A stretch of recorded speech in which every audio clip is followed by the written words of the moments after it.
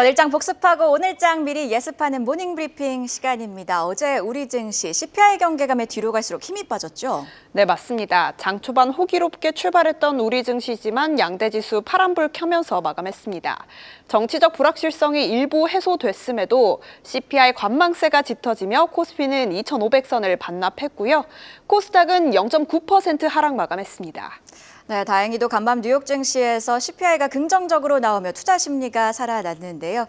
오늘 있을 한국은행의 새해 첫 금융통화위원회 결과도 주목해 보면서 함께 시장 대응해 보시죠. 모닝 브리핑 지금 바로 출발합니다.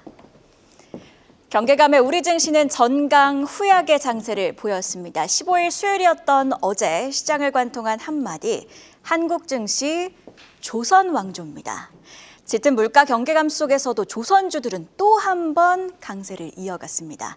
지수는 힘이 없어도 모멘텀이 붙은 업종은 확실하게 강했던 하루. 그럼 구체적인 수치와 함께 특징 섹터부터 체크해 볼까요?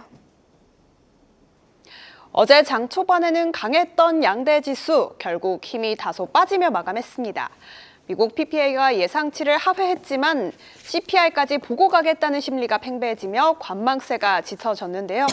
코스피는 약보합권에서 거래 마친 가운데 외국인은 일부 순매수했지만 기관이 2,500억 원 넘게 파는 모습이었습니다. 간밤 미국에서 발표된 근원 CPI가 예상치를 하회하며 금리 인하 중단에 대한 우려가 다소 완화된 만큼 오늘은 외인과 기관의 수급이 조금 더 개선될지 주목해 봐야겠습니다. 한편 코스닥 지수도 살펴보시면요. 0.9% 하락한 711선에서 마감했는데요.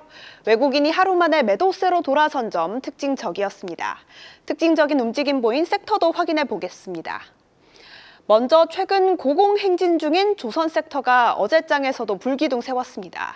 트럼프 2기 행정부가 LNG 투자를 확대할 것으로 기대되는 가운데 어제장에서는 조선 3사 중 그동안 비교적 덜 올랐던 삼성중공업이 강한 시세 분출해낸 점 특징적이었는데요.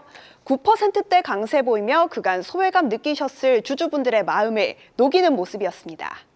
다음으로 스마트카 섹터가 강세 보였습니다. 섹터 내에서는 MDS테크가 6%대, DB하이텍이 2%대 강세 보였는데요. 어떤 소식이 있었냐면요. 미국 상무부가 자율주행이나 통신 기능에 중국이나 러시아산 소프트웨어나 부품을 사용하는 자동차의 판매를 단계적으로 금지하는 규제를 최종적으로 공개했습니다. 관련해 산업통상자원부는 우리 정부가 제출한 의견이 대부분 반영돼 업계 부담이 상당 부분 해소됐다고 설명한 바 있고요. 여기에 트럼프 당선인의 취임을 앞두고 자율주행차 자체에 대한 규제 완화 기대감이 더해지며 관련주에 훈풍 불었습니다. 마지막으로 비만 치료제 섹터는 약세 보였는데요. 미국에서 일라이릴리가 4분기 매출 가이던스를 5% 하향 조정한 가운데 시장 자체가 기존 예상만큼 빠르게 성장하지 못했다는 분석이 나왔습니다. 섹터 내에서는 샤페론이 9%대 약세 보였고요. D&D 파마텍은 6%대 약세 보였습니다. 그렇다면 어떤 뉴스가 시장을 움직인지도 확인해 보시죠. 네, 이렇듯 어제는 이슈가 있는 쪽으로 수급이 확실하게 붙어졌던 하루였는데요. 다만 지수는 부진했죠. 지수에 영향을 준 첫 번째 헤드라인, 일본은행 총재 다음 주 금리 인상 여부 판단 발언, 전강 후약, 한국 증시입니다. 구체적으로 우에다 가조 일본은행 총재 발언 살펴보면요. 다음 주로 예정된 금융정책회의에서 금리 인상 여부를 논의할 것이라고 하면서 경제와 물가 상황이 개선된다면 이에 맞춰 정책금리 인상과 금융 완화 정도를 조정할 것이라고 봤습니다. 자, 해당 발언, 하루 전날 나온 히미노루조 일본은행 부총재 발언과 결이 같죠. 이에 시장에서는요. 일본은행이 금리 인상 쪽으로 마음이 기운 것 아니냐고 해석을 했습니다. 자, 이런 발언 즉각적으로 엔화 가치에 반영됩니다. 어제 달러엔 환율 흐름 살펴보시면요. 장 초반 158엔 수준에서 움직이다 우에다 총재 발언이 전해진 오후부터 빠르게 하락합니다. 달러엔 하락, 즉 엔화가 강세를 보이기 시작하자 우리 증시도 오후 들어 힘이 빠지기 시작했는데요. 일본은행의 금리 인상 그리고 이로 인한 엔화 강세를 경계하는 이유, 다음 페이지 보실까요? 아직 엔캐리 트레이드 청산에 대한 경계감이 남아있기 때문입니다. 엔캐리 트레이드란 일본의 저금리를 활용해 엔화를 빌리고 이를 미국 등 고금리 국가에 투자하는 전략이죠. 일본 금리가 오르자 해당 전략을 청산하는 움직임이 일었고 우리는 작년 8월 블랙 먼데이를 겪은 바 있습니다. 다행히도 작년 수준의 청산이 재현될 가능성은 낮다는 분석이 우세합니다. 특히 NH투자증권은요. 해당 이슈는 미국과 일본의 상대적 금리 차이의 관점에서 집중해야 되는데 지금 미국 금리 분위기는 당시와 정반대, 즉 미국은 지금 금리가 빨리 내려올 것 같지 않아 우려는 크지 않다고 진단을 하기도 했습니다. 다만 아직 경계감이 남아있는 상황인 만큼 다음 주 일본은행의 결정은 주시할 필요가 있어 보입니다. 자, 이번에는요. 어제 조선주와 함께 강했던 해운주 이야기입니다. 미국, 중국 해운공용 코스코 규제, 해운주도 트럼프 수혜주입니다. 해운주가 강했던 이유부터 좀 짚어보면요. 일단 미국의 중국 견제 움직임이 주요했습니다. 지난 7일 미국 국방부가 중국의 해운업체인 코스코를 블랙리스트로 지정을 했습니다. 코스코는 규모로는 글로벌 4위인데 규제로 국내 업체가 수혜를 받을 거란 기대감이 작용을 했고요. 이외에도 외신에 따르면 미국 무역대표부 즉 USTR은 중국이 불공정 수단을 활용해 글로벌 조선과 해운 시장을 장악하려 한다고 결론 내렸습니다. 공식적인 발표는 이번 주 말에 나올 것으로 보이는데요. 자, 여기에 또 한 가지 트럼프 수혜도 예상되고 있죠.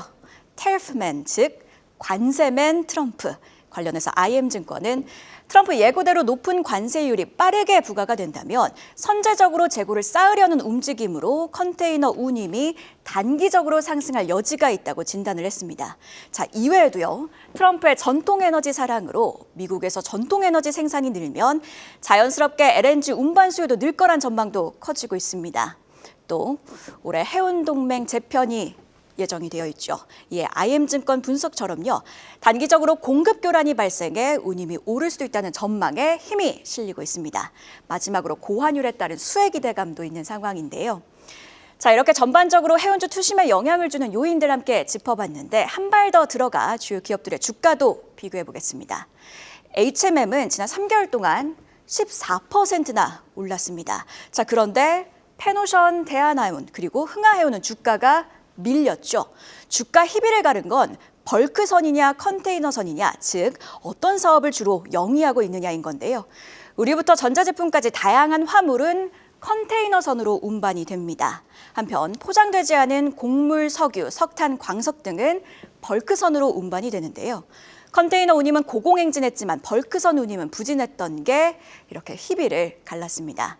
이에 컨테이너선 사업의 비중이 높은 HMM 주가는 훨훨 날았지만 대표적인 벌크선사인 대한해운 그리고 벌크선 매출이 70% 이상인 페노션은 주가가 지지부진했던 건데요. 자, 향후 전망도 사실 비슷합니다.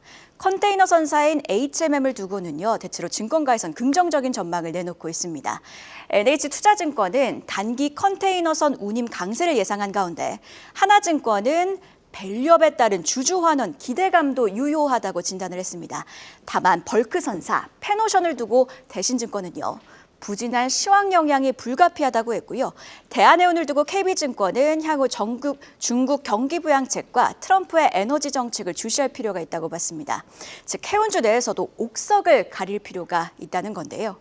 다만 오늘장에서는 해운주들이 전반적으로 하방 압력을 받을 가능성이 있습니다. 다음 페이지 체크해 보시죠. 이스라엘과 하마스가 전쟁 발발 467일 만에 휴전에 전격 합의했습니다. 중동 갈등 완화, 정말 다행인 소식이지만요. 뉴욕 증시에선 해당 소식에 컨테이너 선사인 짐의 주가가 3.1%가량 하락했는데요. 오늘장 국내 해운주들은 어떻게 반응할지 함께 지켜보시죠. 자, 그럼 어제 장 마감 이후에 나온 공시와 오늘의 일정도 함께 체크해 볼까요? 장 마감 이후 나온 공시부터 체크해 보겠습니다. 우선 SK이노베이션의 자회사 SK온과 포드의 미국 배터리 생산 합작법인인 블루오벌 SK가 유상감자를 단행합니다. 감자 규모는 34억 달러, 우리 돈으로 약 4조 9천억 원에 달하는데요. 이는 지난달 17일에 있었던 28억 달러 규모의 유상감자에 이은 두 번째 유상감자입니다. 다음으로 YC캠은 90억 원 규모의 전환사채 발행을 결정했다고 공시했습니다. 전환에 따라 발행될 주식수는 보통주 약 44만 5천 주로 주식 총수 대비 4.4% 정도인데요. 해당 소식에 YC캠 시간외에서 2%대 강세 보였습니다. 한편 인화전공은 자금 확보를 위해 1,067억 원 규모의 한화엔진 주식을 장내 매도한다고 공시했습니다. 총 자산 대비 34.06%에 해당하는 규모인데요. 해당 소식에 인화전공 시간외에서 1%대 강세 보였습니다. 마지막으로 오늘의 주요 일정도 확인해 보겠습니다. 우선 한국은행 금융통화위원회가 오늘 새해 첫 통화정책 방향회의를 열고 기준금리를 결정합니다. 현재 기준금리는 연 3%로 앞서 금통위는 지난해 10월과 11월 두 차례 연속 인하를 단행한 바 있는데요.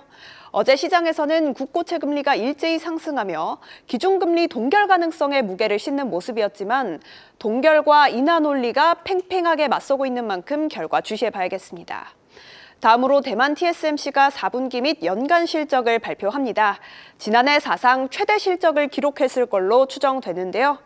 반도체주 중에서도 어떤 주식들이 영향받을 수 있는지 짚어보면요. 우선 엔비디아 밸류체인으로 함께 묶이는 SK 하이닉스 주시해봐야겠고요. 소부장 기업들 중에서는 에이징랜드, 이오테크닉스 등이 TSMC를 고객사로 두고 있는 만큼 실적이 잘 나오는 경우 추가적인 시세 흐름으로 이어질 수 있겠습니다. 한편 삼양그룹의 반도체 전문기업 삼양NC캠은 오늘부터 이틀간 공모 청약에 들어갑니다. 공모가는 밴드 상단인 18,000원에 확정됐고요. 주관사는 KB증권인 점 참고해보시죠. 지금까지 시간회 공시와 일정 체크해봤습니다. 네, 오랜만에 오늘은 개장 전 그림이 편안합니다. 간밤 뉴욕 증시에서 CPI 안도감에 그간 부담이 됐던 10년물 국채 금리는 4.6%까지 내려왔고요. 원달러 환율도 한번 체크해 볼까요? 원달러 환율도 마찬가지로 하락했습니다. 1,454원대로 내려왔는데요.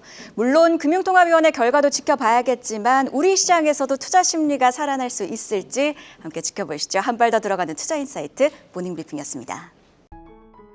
계속해서 다양한 경제 이슈를 알고 싶다면 구독과 좋아요, 알림 설정 부탁드립니다. AI 캐스터 권미정이었습니다.